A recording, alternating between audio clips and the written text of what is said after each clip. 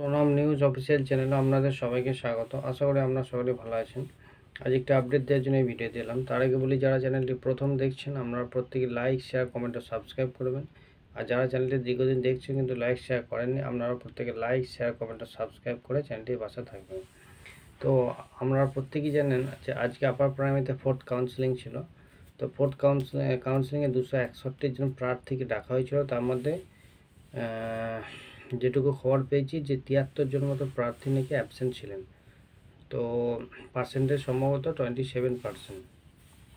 তো এটুকুই বলার যে অন্যান্য 3টে কাউন্সিলিংয়ের মতো এইখানেও ক্যান্ডিডেট অনুপস্থিত, অর্থাৎ এখনও সিট সংখ্যা পড়ে আছে এবং ওয়েটিং ক্যান্ডিডেট এখনও আছে। তো যা শোনা যাচ্ছে নাকি 5th কাউন্সিলিং আবার হবে। তবে যাই হোক, সেটা বড় কথা না। বড় কথা হচ্ছে ক্যান্ডিডেট তো পাওয়া যাচ্ছে না, অথচ সিট থেকে যাচ্ছে। সর্বশেষ হয়তো দেখা যাবে 3000-এর মতো সিট পড়তে হবে। তাহলে এই সিটগুলো হবেটা কি? অথচ যারা যোগ্য ক্যান্ডিডেট ইন্টারভিউ থেকে বঞ্চিত, তারা কিন্তু দীর্ঘদিন বিভিন্ন রকম সমস্যার মধ্যে রয়েছেন। অর্থাৎ কলকাতায় গেজেট না মেনে এই নিয়োগ হচ্ছে। একটা রুলস ঠিকঠাকভাবে মানা হয়নি, রেশিও মেনটেন করা হয়নি, সিট আপডেট করা হয়নি, 8-3B রুলস মানা হয়নি, অথচ নিয়োগ হচ্ছে। যে সিটগুলো পড়ে থাকছে সেই সিটগুলোতে কেন যারা ইন্টারভিউ থেকে বঞ্চিত ক্যান্ডিডেট, টেট পাস ট্রেন্ড যোগ্য ক্যান্ডিডেট, তাদেরকে কেন রাখা হবে না? সেই সমস্ত ক্যান্ডিডেট আজ দীর্ঘদিন কলকাতা শহীদ মাতঙ্গিনী মূর্তি পাদদেশে অবস্থান বিক্ষোভ করছেন, বিভিন্ন আন্দোলন করছেন, বিভিন্ন দপ্তর ডেপুটেশন দিচ্ছেন, কোর্টে আছেন, অথচ তাদের কোনো সুরাহা হচ্ছে না। এইটা অন্তত কমিশন তথা সরকারের দেখা উচিত। এরকম বঞ্চনা কখনোই করা উচিত নয়, কারণ একটা জেনারেশন কিন্তু প্রায় শেষ হতে চলেছে। এর জন্য দায়ী কিন্তু কমিশন তথা রাজ্য সরকার। তাই এই বিষয়টা কমিশন তথা রাজ্য সরকারের দেখা উচিত এবং রাজ্যবাসী দেখা উচিত। স্কুলগুলো আস্তে আস্তে বন্ধ হয়ে যাচ্ছে শিক্ষকের অভাবে, ছাত্রছাত্রীরা আজ স্কুল বিমুখ হয়ে যাচ্ছে। এর দায়টা কার সেটা বলতে হবে।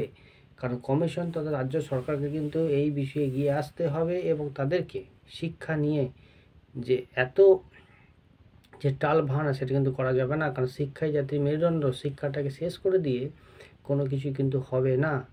তাই প্রত্যেককে বলবো যে আপনাদের সে যে বাড়ির ছেলেমেয়েরা আছে তাদেরকে স্কুলে পাঠান এবং সঠিক শিক্ষিত করে তুলুন। তার কারণ হচ্ছে, শিক্ষা যদি ছাত্রছাত্রীদের মধ্যে বা ছেলেদের মধ্যে ঠিকঠাকভাবে না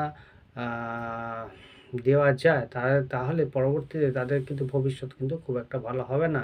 কারণ যাই করুক, আলটিমেট কিন্তু শিক্ষা কিন্তু দরকার। শিক্ষা ছাড়া কিন্তু কিছুই হবে না। তাই প্রত্যেককে বলবো, যারা ইন্টারভিউ থেকে বঞ্চিত ক্যান্ডিডেট আছেন, প্রত্যেকের উদ্দেশ্যে একটা কথাই বলবো, আপনাদের লড়াই কিন্তু চালিয়ে যান।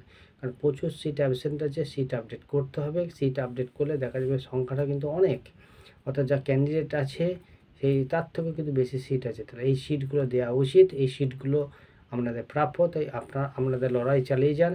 বিভিন্ন জায়গায় ডেপুটেশন দিয়ে রাস্তায় আন্দোলন করুন, মঞ্চে যান, শহীদ মাতঙ্গিনী হাজরা মূর্তি পাদদেশে, এবং তার সাথে কোর্টের লড়াইও চালিয়ে যান। আশা করছি জয় আপনাদের হবেই। ধন্যবাদ।